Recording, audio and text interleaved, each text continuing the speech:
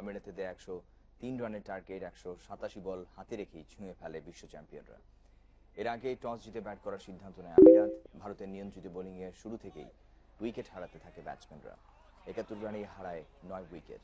শেষে সাইমান আনোয়ারের 35 রানে 100 ছাড়ায় আমিরাতের স্কোর।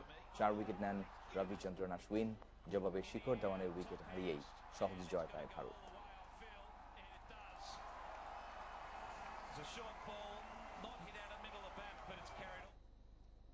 আজ পুল বি এর ম্যাচে মুখোমুখি হচ্ছে পাকিস্তান ও জিম্বাবুয়ে।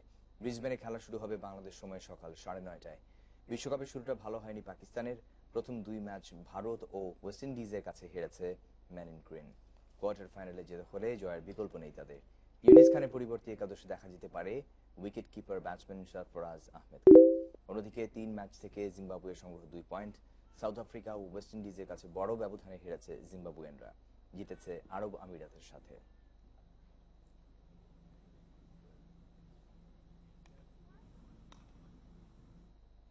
এদিকে বিশ্বকাপ ক্রিকেটে নিজেদের চতুর্থ ম্যাচ খেলতে নিউজিল্যান্ডের নেলসনে পৌঁছেছে বাংলাদেশ দল। এখানে বৃহস্পতিবার স্কটল্যান্ডের মুখোমুখি হচ্ছেন তারা। এই ম্যাচ জিতে কাঙ্ক্ষিত কোয়ার্টার ফাইনালের পথে এগিয়ে যেতে চায় টাইগাররা।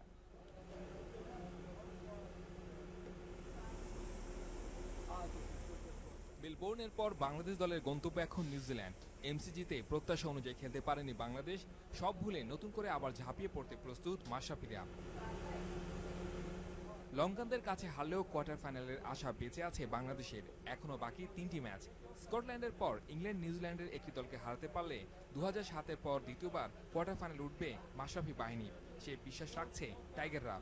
আসলে আমরা যদি ভালো খেলি, আমরা যদি ভালো করতে পারি, আমরা অবশ্যই মানে যাওয়া সম্ভব। আমাদের বেস্ট ক্রিকেটটা যদি আমরা খেলতে পারি তাহলে অবশ্যই সেকেন্ড রাউন্ডে যাওয়া সম্ভব।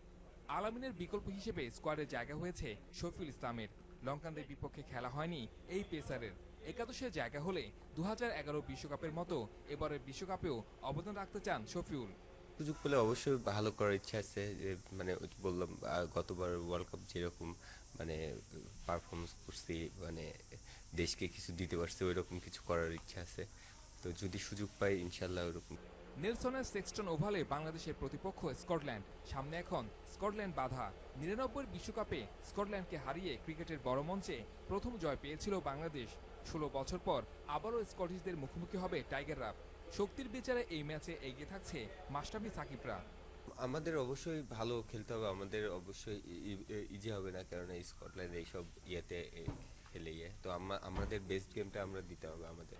রোববার অনুশীলনেই বাংলাদেশের। সোমবার থেকে প্রস্তুতিতে নেমে পড়বে মাশরাফি বাহিনী। Saiful Majumdar, independent news, Nelson, New Zealand.